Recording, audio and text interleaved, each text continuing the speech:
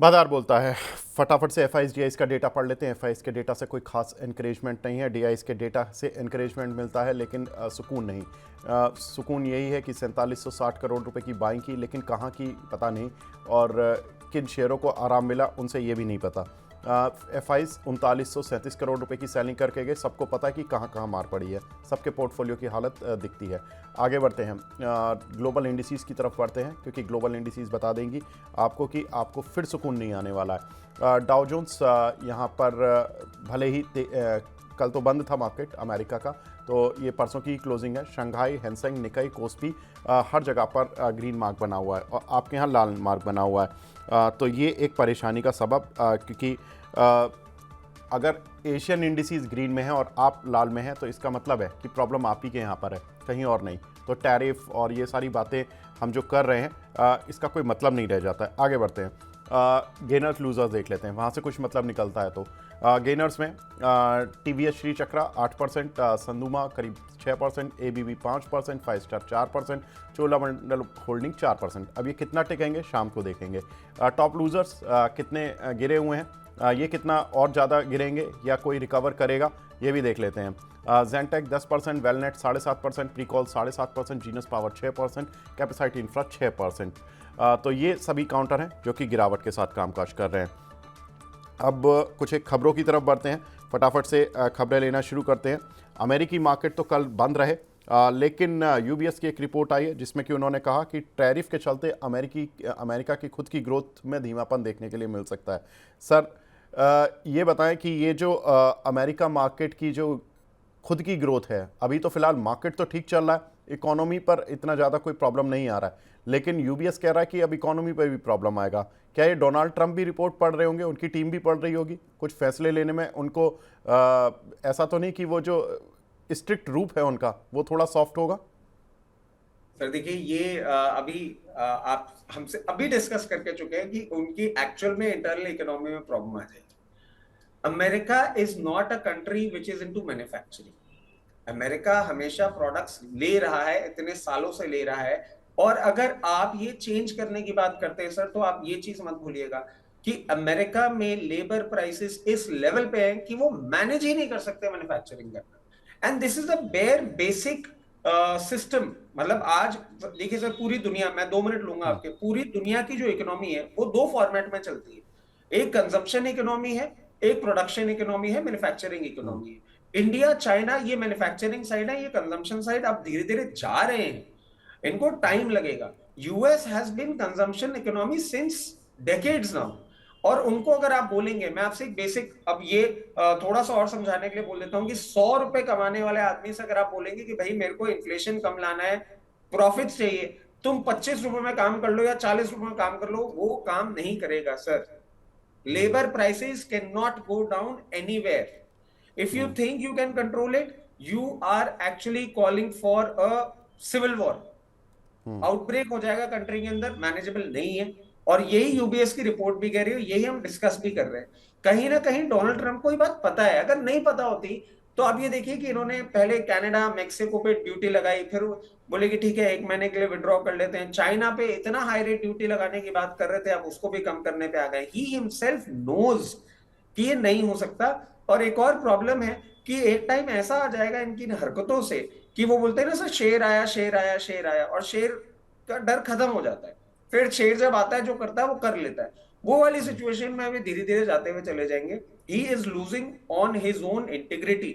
I think he should stop, otherwise American economic problem है। और इसमें एक और मैं आपको हिस्टोरिकल डेटा पॉइंट भी जोड़ना चाहूंगा। आप देखिएगा, हिस्टोरिकली जब भी ऐसा हुआ है कि यूएस मार्केट्स 2 साल कंसेक्यूटिवली पॉजिटिव गेन्स देते बंद हुए, third year it has to go down. आप डेटा चेक करिएगा, ये होता है हमेशा। And this year is the third year. 2 सालों से पॉजिटिव रिटर्न दिया है यूएस मार्केट ने। ये अपने इंटरनल प्रॉब्लम के चलते ही प्रॉब्लम में आने वाले हैं, और वो कहीं ना कहीं अब दिख रहा है।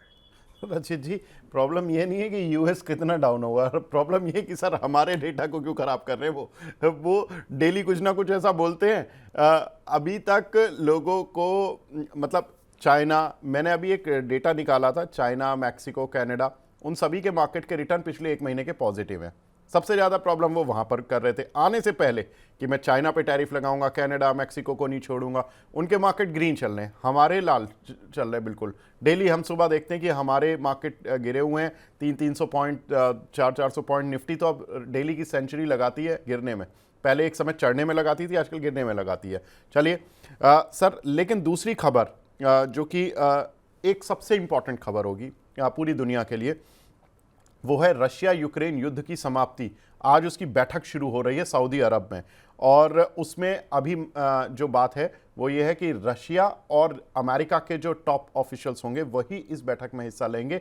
अभी उन्होंने यूक्रेन के जो अधिकारी वर्ग हैं उनको नहीं बुलाया, हालांकि उनके अधिकारी वर्ग भी हो सकता है बैठक में बाद में हिस्सा लें।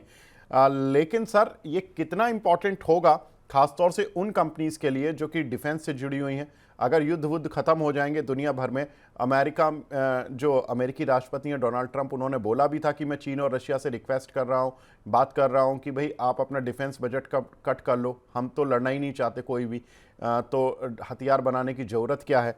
अगर ये सोच सा डेवलप हो रही है तो ये कितनी घातक है डिफेंस कंपनियों के लिए? सर हाइपोथेटिकल बात है ये, और मैं ओके। क्यों बोल रहा हूँ हाइपोथेटिकल बात है। ये वो देश बोल रहा है जिसमें सुपरमार्ट में गन्स बिकती हैं।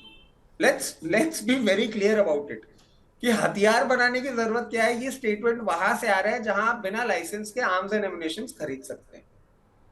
Point number 1, he is talking anything, ये आप शुरू से बोल ही रहे हैं।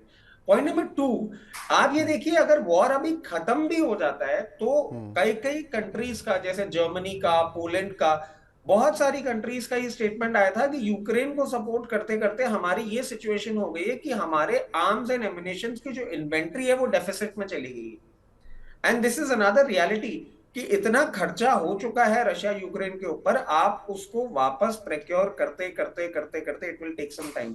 सेंटिमेंटल लेवल पे अगर थोड़ा सा आपको अप या डाउन देखने को मिल जाए वो एक अलग बात है। I don't see it happening, क्योंकि ये बोलना बहुत आसान होता है आज के टाइम कि भाई आप भी हथियार मत खरीदो, मैं भी नहीं खरीदूंगा।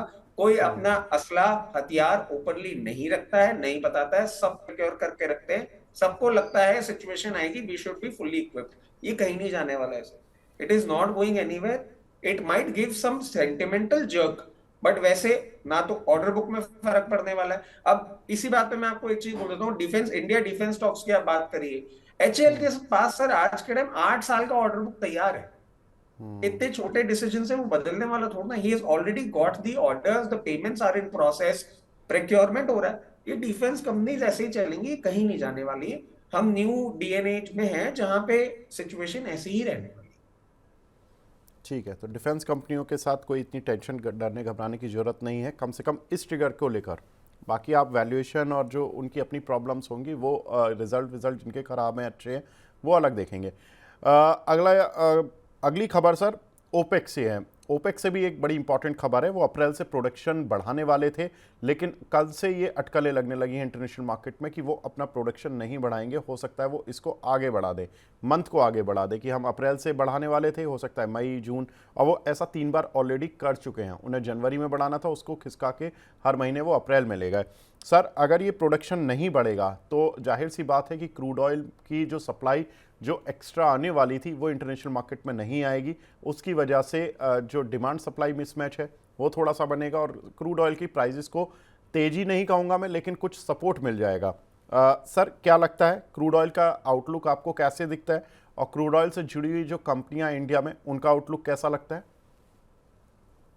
देखिए सर, इसमें एक और चीज है।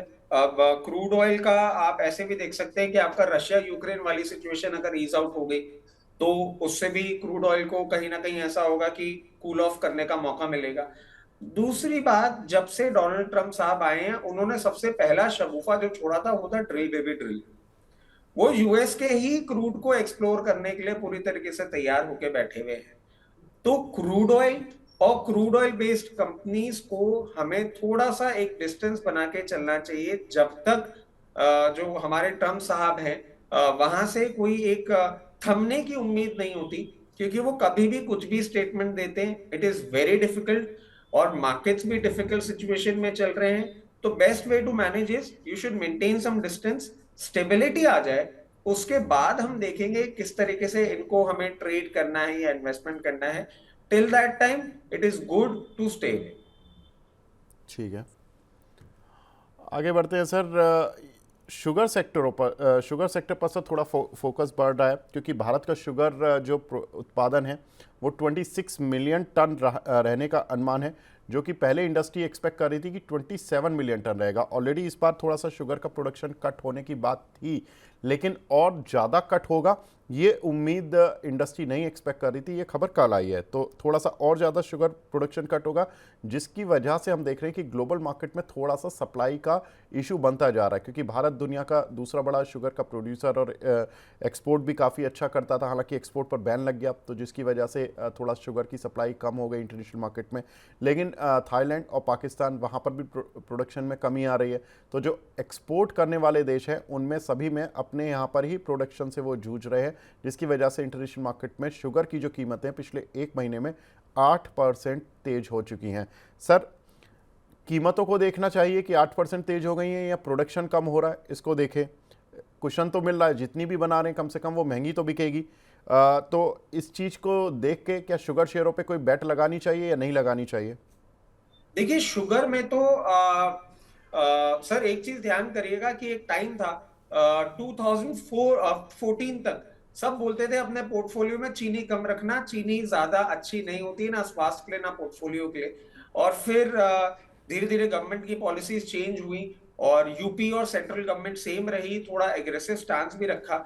लेटली एक और डेवलपमेंट आपने देखा होगा कि वो E20 फ्यूल को जल्दी से जल्दी अपने प्रोसेस में लेकर आने की कोशिश कर रहे हैं। E20 फ्यूल में सर एथेनॉल का जो परसेंटेज है वो 20% हो जाएगा, विच इज क्वाइट सिग्निफिकेंट। और उसके चलते हुए भी ये जो एक एंसेलरी बिजनेस है शुगर का, जो मोलेसिस से इनका एथेनॉल निकलता है, उसका बेनिफिट भी मिलेगा और प्राइस का बेनिफिट भी मिलेगा। तो शुगर सेक्टर में ये जरूर है कि जो अच्छे E20 फ्यूल को सपोर्ट करने वाली जो कंपनीज हैं उनके साथ आपको अच्छी वैल्यूएशन पर अगर वो मिल रही है तो धीरे धीरे करके आप उनमें पोजीशन जरूर बना सकते हैं। ठीक है सर, एक दो खबरें जो कि आ रही हैं वो हैं वेदांता के कारोबार के डिमर्जर को लेकर, जहां पर कि क्रेडिटर्स के साथ उनकी मीटिंग होने जा रही है आज। और 5 हिस्सों में इनका कारोबार बांटा जाएगा, जिसमें aluminium, oil and gas, power, steel, semiconductor, ये सभी बिजनेसेस अलग होंगे, इनकी अलग से वैल्यूएशन होगी। सर, कैसे देख रहे हैं वेदांता को? उनके ग्रुप की कंपनीज पर कोई sentimental impact, like Hindustan zinc और स्टरलाइट टेक, ये दो कंपनियां और लिस्टेड हैं, इन पर कुछ इम्पैक्ट? सर देखिए ये न्यूज ना पहले भी आके और बिल्कुल। डिस्काउंट हो चुकी है, कुछ कुछ प्रोसेस ये आगे कर नहीं पा रहे हैं, मगर ये होगा। आज नहीं होगा कल होगा होगा। वेदांता को जब आप देखते हैं सर, दो तीन चीजें आप देखिए। बहुत अच्छा डिविडेंड पेमेंट देती है कंपनी, पेडिग्री बहुत अच्छी है, बिजनेस थोड़ा सा इनका स्टील को लेके जो थोड़ा सा आपको टेंशन हो सकता है वो हो सकता है, पर अदरवाइज अच्छी है। और अगर आप एक मध्यम से लंबी अवधि के लिए कोई एक सेफ और अच्छी ट्रेडिंग बेट देख रहे हैं तो मैं सजेस्ट करूंगा कि वीडीएल में आप स्टैगर्ड मैनर में अपनी पोजीशन बनाएं। एज एंड व्हेन जब भी होगा, होना है ही, जब भी होगा जिस भी रेशियो में होगा, शेयर होल्डर्स को एक अच्छा बेनिफिट जरूर मिलेगा। ठीक बात है। भारतीय एयरटेल में सर प्रमोटर के हिस्सा घटने की खबरें आ रही हैं, कुछ ब्लॉक डील्स वगैरह भी हुई हैं। क्या लगता है सर भारती पर?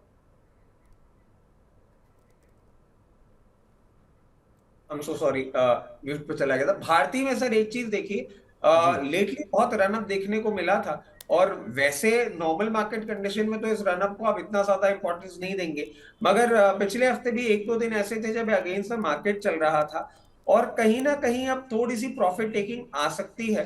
दो इनके नंबर्स बहुत अच्छे थे, इनका आरपू बहुत अच्छा आया था और उसके बाद और इनका जो होम नेटवर्क बिजनेस है वो भी बहुत अच्छी तरीके से चल रहा था। तो भारतीय में सर अगर आपके पास पोजीशन है आप बनाए रखें, अगर नहीं है तो यहां नहीं ना बनाए। अगर थोड़ा सा भी मार्केट के करेक्शन के चलते ही नीचे मिलता है तो आप कोई पोजीशन जरूर बना सकते हैं। फ्रेश पोजीशन के लिए ये लेवल नहीं होगा जिसमें आपको दिमाग लगाना चाहिए। जी बिल्कुल। ये इंफॉर्मेशन में थोड़ा सा करेक्शन है। इसमें हुआ क्या है कि करीब 8485 करोड़ रुपए की ब्लॉक डील हुई है। हमारा एस्टीमेट था कि 0.84% की ब्लॉक डील होगी, लेकिन ये जो ब्लॉक डील हुई है 0.84% की हुई है, थोड़ी सी ज़्यादा हुई है। तो प्रमोटर्स ने थोड़े से ज़्यादा शेयर बेचे हैं और जो ब्लॉक डील का प्राइस है वो 1695 रुपये है, जबकि जो हमारे एस्टीमेट से वो 1659 रुपये के थे और स्ट्रीट के एस्टीमेट थे इनफैक्ट। रचित सर, अगर प्रमोटर थोड़ी भी होल्डिंग बेच रहे हैं भारतीय एयरटेल जैसी कंपनीज की, तो ऐसे में इसको किस तरीके से लिया जाए कि मतलब प्रमोटर को खुद लग रहा है कि वैल्यूएशन ज़्यादा है, या उनको पैसे की सही में ज़रूरत है तो उन्होंने सोचा कि चलो यूज़ कर लिया जाए? सर देखिए, बहुत सारे कारण होते हैं जब प्रमोटर सेलिंग कर रहे होते हैं, और ये प्रमोटर ग्रुप का एक पार्ट है, कोर प्रमोटर नहीं है जो सेलिंग कर रहे हैं। हो सकता है उनको फंड कहीं मोबिलाइज करना हो या कोई और एक्सपेंशन प्लान करना हो, तो अभी it would be very early for us to read into it and say, क्योंकि वैल्यूएशन टर्म्स में भी कंफर्ट दे रहा है, बिजनेस इतना अच्छा है, हर महीने इनकी ग्रोथ ही रजिस्टर हो रही है। तो it is a very early sign that we are trying to catch up. अभी at the very face of it valuation discomfort भारतीय में नहीं लग रहा है, तो ये बात बोलना कि वो इस लेवल पे इसलिए एग्जिट कर गए कि स्टॉक टॉप आउट हो रहा है, वो मुझे तो नहीं लगता सर। ठीक है सर, एक खबर जो कि इस समय अदानी ग्रुप को लेकर भी रही है सर, अदानी ग्रुप शेयरों में काफ़ी कुछ हलचल रही है। उसके पीछे कारण भी थे कि यूएस में उनको कुछ रिलीफ मिल जाएगा, और जो ट्रंप एडमिनिस्ट्रेशन आया उनके कुछ सांसदों ने भी उनके लिए वकालत भी की थी। कितना रिलीफ है सर? शेयरों में रिलीफ नहीं दिख रहा है, लेकिन बातों में रिलीफ दिख रहा है। ये शेयरों पर आएगा या नहीं आएगा?